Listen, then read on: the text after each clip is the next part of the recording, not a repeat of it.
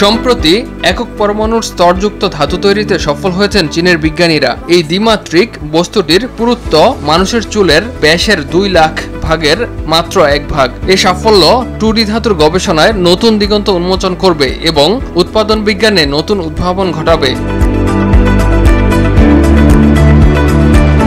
গবেষণাটি China academy of সায়েন্সেসের institute of physics পরিচালিত একটি গবেষণা দলের মাধ্যমে সম্পন্ন হয় এবং নেচার একাডেমি জার্নালের সাম্প্রতিক সংখ্যায় প্রকাশিত হয়।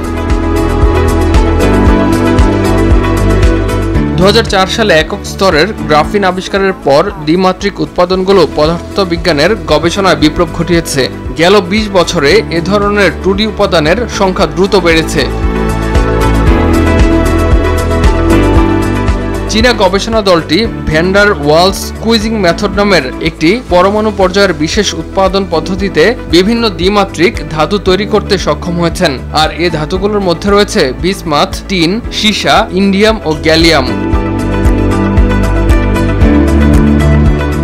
গবেষণা দলের অন্যতম সদস্য চাং কোয়াং ইউ জানান,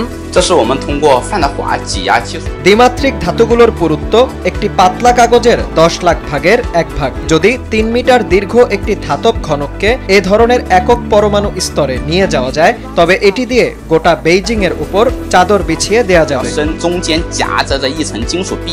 গবেষকদের মতে তাম্র, ব্রোঞ্জ ও লৌহ যুগ যেমন সভ্যতাকে এগিয়ে নিয়েছিল, ঠিক তেমনি এ ধরনের দ্বিমাত্রিক ধাতু ভবিষ্যতে প্রযুক্তিগত উদ্ভাবন ঘটাবে। এই উপাদান অতি ক্ষুদ্র স্বল্প শক্তি ট্রানজিস্টর, উচ্চ ফ্রিকোয়েন্সি ডিভাইস, স্বচ্ছ ডিসপ্লে এবং উচ্চ কার্যকর ক্যাটালাইসিসের মতো ক্ষেত্রগুলোতে নতুন সম্ভাবনা সৃষ্টি করবে।